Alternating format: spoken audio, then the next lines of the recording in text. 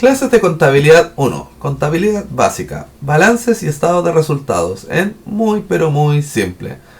Los invito a seguir mis redes sociales. Tengo TikTok, tengo Instagram. Y siempre hablo de economía, un poquitito de política, pero porque mi especialidad es economía y la economía se mezcla muchas veces con la política. Pero en este momento vamos a hacer clases de contabilidad para cualquiera que tenga energías o ganas de entrar en el mundo de los negocios. Bueno, la contabilidad. ¿Qué es la contabilidad? La contabilidad, chicos, es un lenguaje que ocupamos todas las personas que estamos metidos en los negocios, en los bancos, en las empresas en general, para poder tener un lenguaje común entre todos y así poder hacer comparaciones y proyecciones entre y para las empresas. Es muy importante que la gente entienda respecto de la contabilidad, al menos lo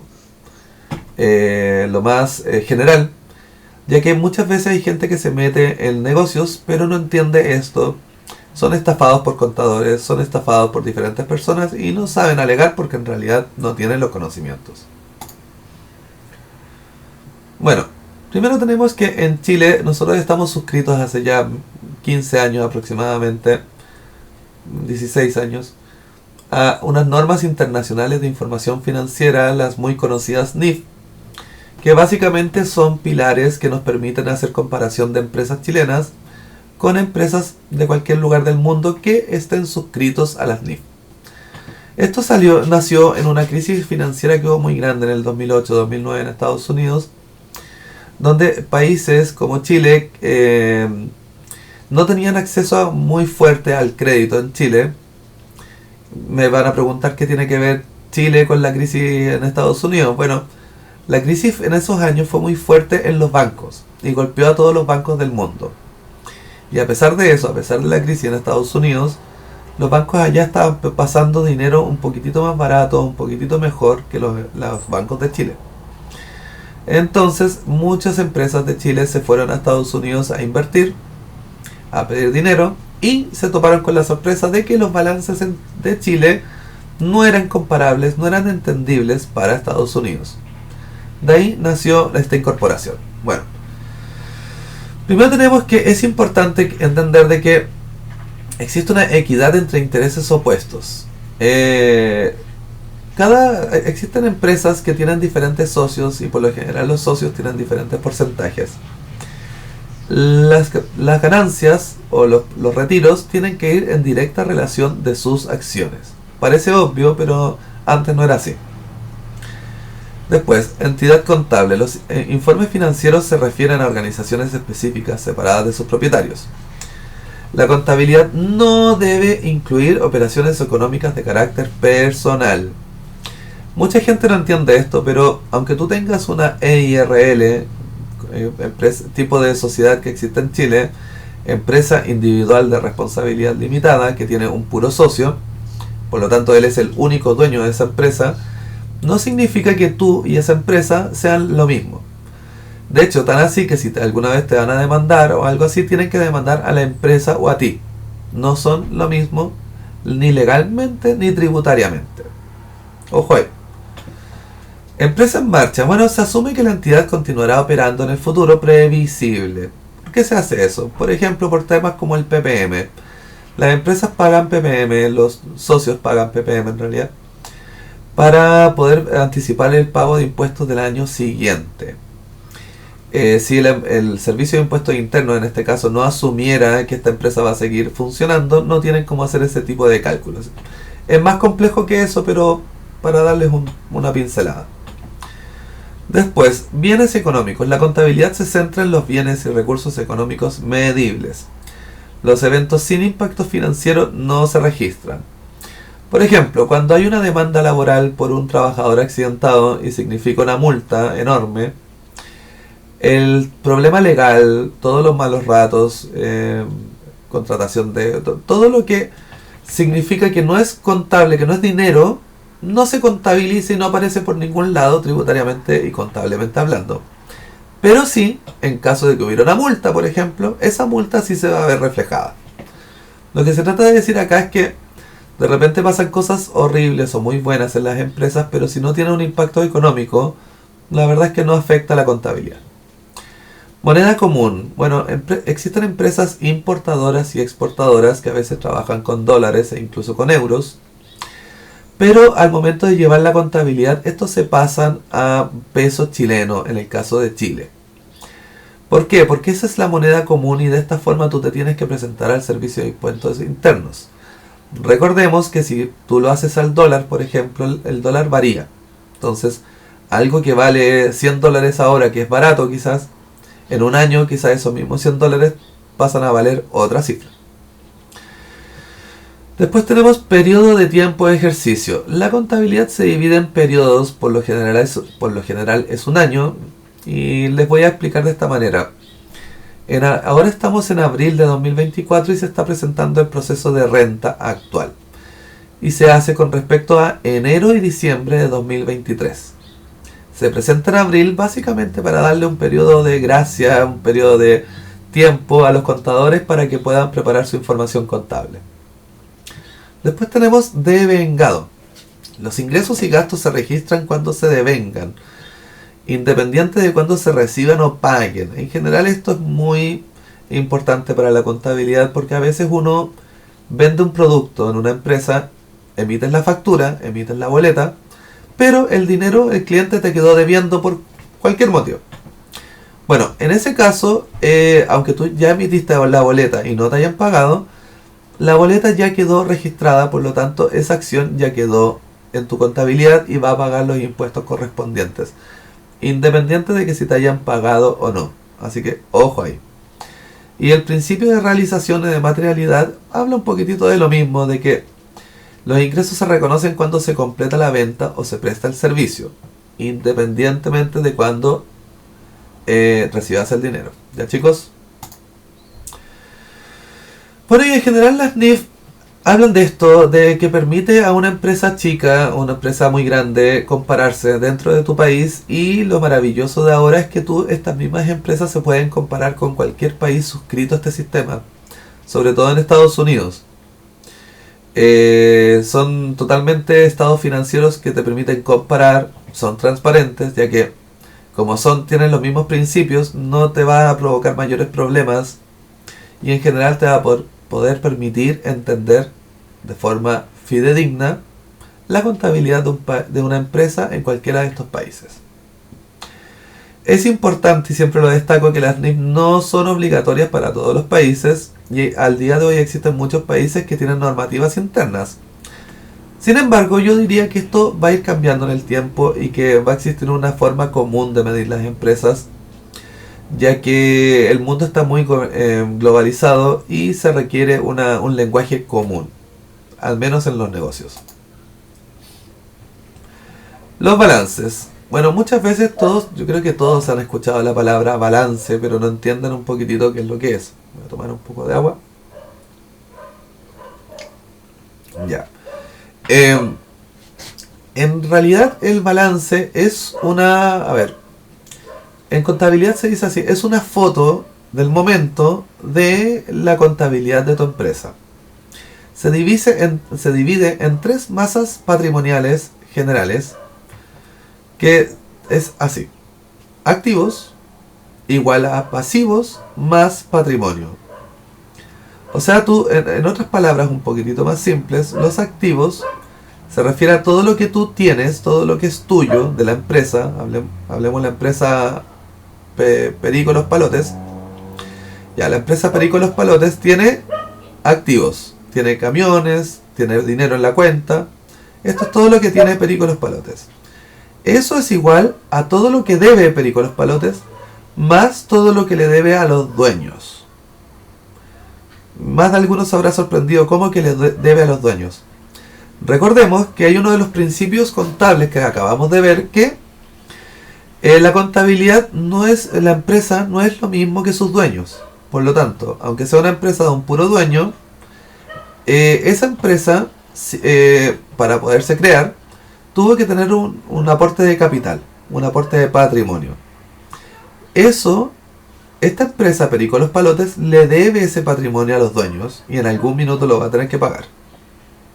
Aparte, la empresa seguramente para poder comprar un camión, para poder para poder crecer, perdón, tuvo que endeudarse, entonces tiene responsabilidades con terceros. Entonces, lo vuelvo a decir, todo lo que tiene la empresa es igual a todo lo que debe a terceros más todo lo que le debe al dueño. Los activos. En general los activos, como bien dije, son todo lo que tiene la empresa y todo lo que tiene bajo su poder y es en términos económicos es todo lo que tiene bajo su poder y que no le debe a nadie, independiente de cómo se haya adquirido esto. Estos se dividen por lo general en tres grandes grupos. Por lo general dos, esto no es tan común, pero existe. En primer lugar tenemos el activo circulante, que es el dinero, la caja chica o la caja, el disponible que tenemos en un banco, por ejemplo. Es dinero que va entrando y saliendo todos los días, todas las semanas o todos los meses incluso. Es algo de muy fácil liquidación y que en realidad no tiene mayor tema poder meter o sacar dinero. Después tenemos que está el activo fijo. El activo fijo entra en todo lo que son edificios, terrenos, camiones, autos, dependiendo del tipo. ¿Qué significa? Que este tipo de activos, si bien son bienes, es algo que tiene la empresa, pero para poder venderlo y para poder obtener el dinero de la tasación, por ejemplo, es muy difícil. ¿Me entienden? Si bien por eso se coloca fijo, porque tú puedes, por ejemplo, tienes un edificio, eres dueño de un edificio y vale 10.000 millones de pesos, por ejemplo, pero para tú poder obtener esos 10.000 millones de pesos van a pasar años antes de que, o mucho tiempo antes de que alguien te lo pueda comprar y tú lo puedas vender. Básicamente eso es. Después tenemos los activos diferidos, que son todos los activos en general en contabilidad. Cuando hablan de diferidos son situaciones que ustedes adquirieron, pero que aún no han recibido el beneficio económico. Por ejemplo, cuando ustedes realizan una venta de un producto y ustedes ya realizaron y vieron la venta de un producto, como bien digo, pero aún no les pagan, eso pasaría a ser como un activo diferido. Por ejemplo, cuando ustedes compran mercadería, ¿cierto? Ya. Y llega, no sé, ustedes tienen una empresa de camiones y ustedes adquirieron el camión, pero aún no han pagado el camión. Ese es un activo diferido.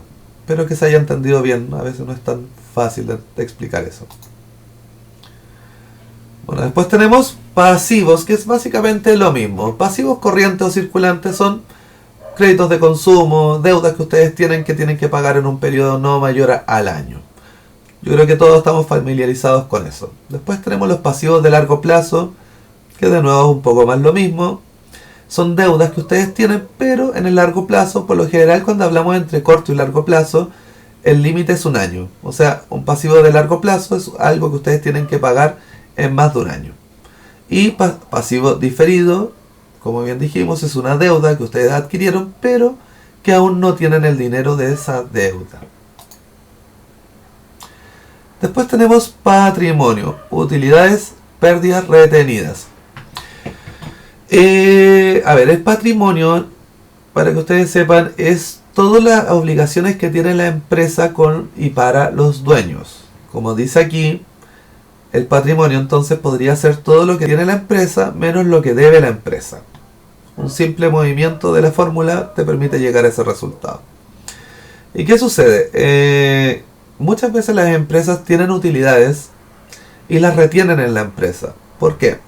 Existen muchos incentivos tributarios para las empresas, el conocido antes Fondo de Utilidades Tributables, permitía que ustedes si ganaban mucho dinero, por ejemplo, pero ustedes no se llevaban ese dinero para la casa, lo dejaban en la empresa, les permitía acceder a muchos beneficios tributables. Entonces las empresas acostumbraban a hacer eso. Lo mismo con las pérdidas, y ahí es más evidente porque ustedes no se van a llevar las pérdidas para la casa claramente. Bueno, ese resultado acumulado, o sea, del pasado, se refleja en el presente. Después tenemos el resultado operacional, que es lo que quiere decir la utilidad o la pérdida del año. O sea, la renta que estaba pasando ahora en abril, durante el 2023, su empresa tuvo una pérdida o una utilidad. Esa pérdida u utilidad también se ve reflejada en el balance de este año. Después tenemos el capital. Las empresas, para poder hacer iniciación de actividades, siempre te piden un capital aportado inicial. Por lo general de las pymes muy chiquititas. Y en general incluso hay empresas grandes que yo he visto que no tienen capitales muy grandes, pero pasan los años y por algún motivo se ven en la necesidad de ayudar a la empresa, se ven en la necesidad de hacer un aporte de dinero. Bueno, se hace a través de un aporte de capital. Si ustedes se fijan, todo esto son responsabilidades que tiene la empresa para y con sus dueños. Acabamos de ver el balance. Básicamente en contabilidad existen dos grandes grupos de temas muy importantes que yo los vi, pero son mucho más complejos. Por ejemplo, en los activos acá no vimos lo que es la depreciación, no hemos visto los asientos. Hay millones de temas que hay que ver, pero esto es para que ustedes entiendan es para que hagan una introducción a todo esto. Es muy complejo una vez que ustedes entran al detalle. Ya. Bueno, pero y después pasamos al estado de resultados. Cuando ustedes les hablan de estado de resultados en una empresa, que muchas veces se resume como EERR, significa que es, en términos muy simples, colocamos arriba todos los que son los ingresos operacionales. En contabilidad, cuando ustedes ven la palabra operacional, significa a todos los ingresos o todo lo que... Por ejemplo, ingreso operacional, gasto operacional. Operacional significa que es todo lo que ustedes hicieron directamente del giro. Por ejemplo, esto es una empresa de asesorías y sus ingresos operacionales es la realización de asesorías más comisiones. Entonces, netamente del giro. Recordemos que todas las empresas tienen giros. Independientemente de que una empresa puede tener más de un giro, sí, pero en este caso vamos a hablar de una empresa con un solo giro, que es de asesoría. Ya. En este caso la empresa tiene 11 millones y medio de ingresos operacionales, por un lado, y después tiene gastos operacionales, o sea, egresos de dinero que tuvo que sí o sí incurrir para poder tener estos ingresos. Si él no hubiera gastado este dinero en estos ítems, él no hubiera podido tener estos ingresos. ¿Se entiende? Ya. Y tenemos que, por gastos operacionales, tiene 4.600.000. O sea, la utilidad en la operación fue de 6.900.000.